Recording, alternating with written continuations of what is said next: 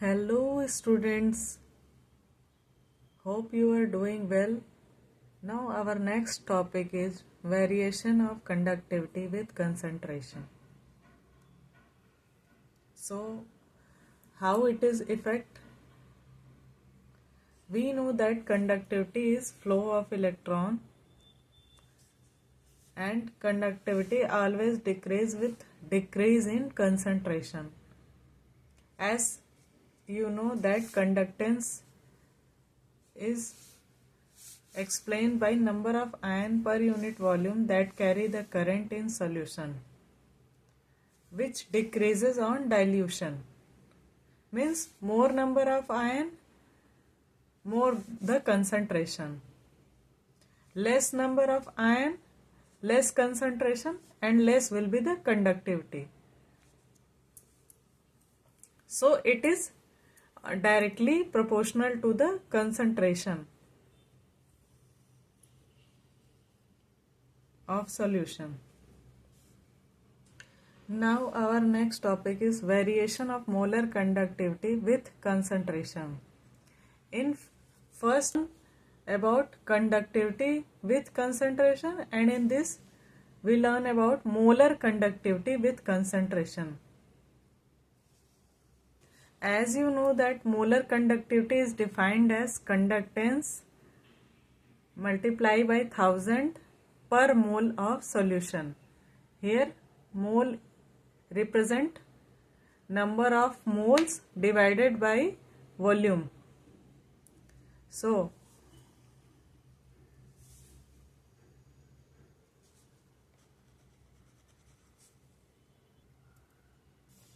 now molar conductivity represented like this, means conductance into 1000 into, if we put volume upper side and number of mole this side.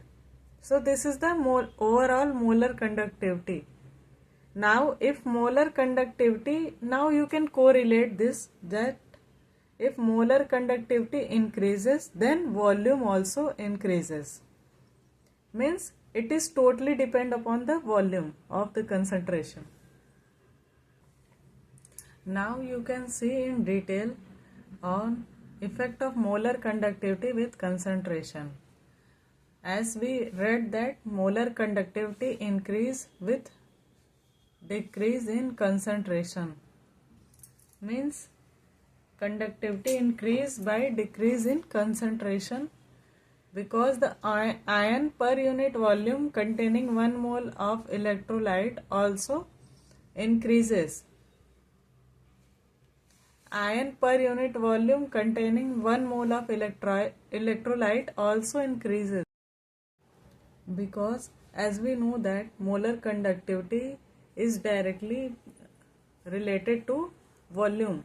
So if we dilute the solution, the volume become increases, so molar conductivity also increases. So this is, in this way we define molar conductivity with concentration. That is, by decreasing concentration, volume increase, molar conductivity also increase. Now there are two type of electrolytes. First one is a strong electrolyte and second is weak electrolyte. So now in a strong electrolyte, what happen? Strong electrolyte means which dissociate easily into constituent ion.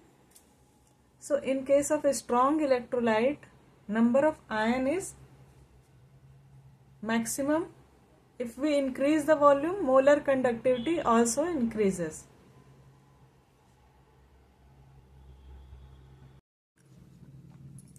So here in a strong electrolyte, molar conductivity also increases, and it also depends on number of ion and tendency to flow. Now if we plot graph between concentration and molar conductivity, then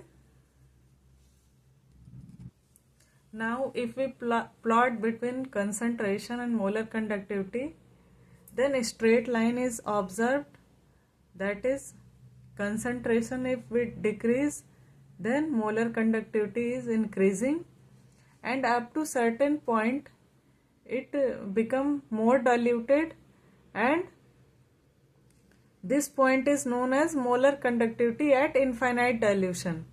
Means this point is obtained when more dilution is there in strong electrolyte. So we plot graph like this: y equal to c plus mx on slope. Here molar conductivity, here c represent the molar conductivity at infinite dilution, that is maximum dilution, and a is the constant value.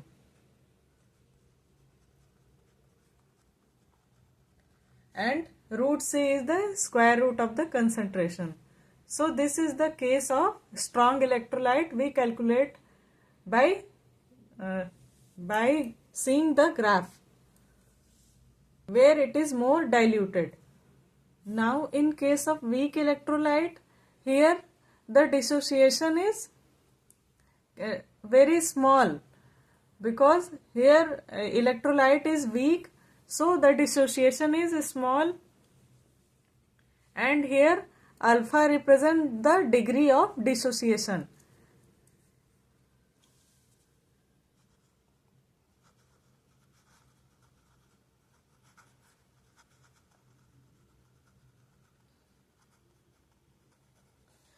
Alpha is degree of dissociation is equal to square root of conductance divided by concentration, root k by c. So if degree of dissociation increases, means concentration decreases, that it is inversely proportional, as you can see that if the concentration is slow, then degree of dissociation is larger, and ability to flow is also increases. So in this molar conductivity at infinite dilution, how we calculate? If we see the graph between the concentration and molar conductivity of weak electrolyte, here curve line is formed, and here you cannot calculate the molar conductivity at infinite dilution, because there is no point where you can calculate, as degree of dissociation is increases. Degree of dissociation increases, and there is no point to calculate molar conductivity at infinite dilution. Means dissociation is going on and going on in case of the weak electrolyte. Here you can see the molar conductivity of acetic acid, ammonium hydroxide. In acetic acid, it is dissociated between CH3COO minus and H positive. In ammonium hydroxide, ammonium and OH minus. Similarly in K2SO4, 2K positive and sulfate 2 minus. So this is the representation of molar conductivity of the solution. Now what is the Kohl-Rasch law? As this law states that limiting molar conductivity of an electrolyte can be represented as sum of individual concentration of cation and anion of the electrolyte. Means it is represented as the sum of individual contribution of anion and cation of the electrolyte. How much ion is participated is shown in the Kohl-Rasch law, and it is very important, you should remember. Now the application of Kohl-Rasch law, using this Kohl-Rasch law of independent migration of ion, it is possible to calculate molar conductivity of any electrolyte from the limiting molar conductivity of individual ion. So we calculate molar conductivity at infinite dilution by the limiting molar conductivity of individual ion. Moreover, for weak electrolyte like acetic acid, it is possible to determine the value of dissociation constant once we know that molar conductivity at infinite dilution and molar conductivity at given concentration C. So, Cole-Ross law applicable on the weak electrolyte, because in weak electrolyte you can easily see the dissociation of the all the ion contributing between them. So it is relevant to the weak electrolyte. Can determine with this the molar conductivity at infinite dilution. Now, how can we calculate the molar conductivity at infinite dilution of particular electrolyte? Here is the some question, that is calculate the molar conductivity at infinite dilution for calcium chloride and magnesium sulfate from the given data.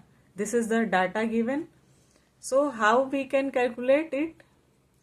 First, we take example of calcium chloride. Here calcium chloride dissociate into calcium ion and 2 moles of chlorine ion. Here you can see that here 2 chlorine is involved.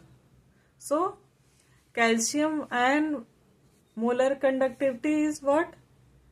119 and 2 mole of chlorine ion. Chlorine ion is what? 76.3 molar conductivity. So by multiplying this into 76.3, we calculate overall the molar conductivity of calcium chloride solution, that is 271.6 Simon centimeter square mole inverse. This is the molar conductivity unit as you have read, and this is very important to note that.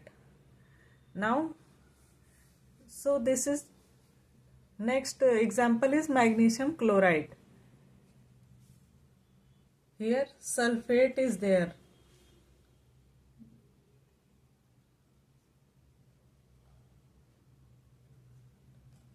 It is mistake.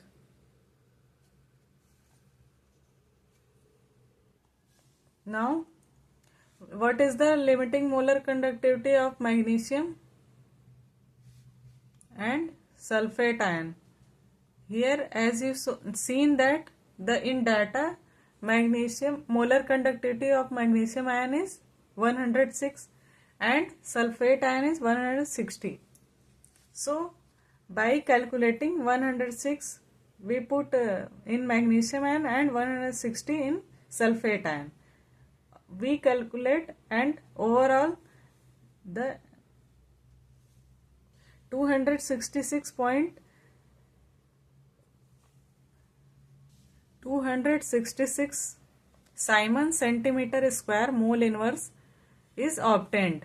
So this is the way to calculate the molar conductivity of the different compound, as you have given the data and from this data you calculate various compound of this.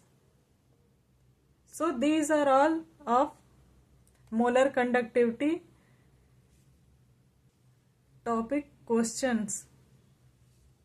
Now you will practice more to understand better about the molar conductivity concept as you practice question related to molar conductivity of various compound. Hope you like the video and share with your friends, and thank you for watching.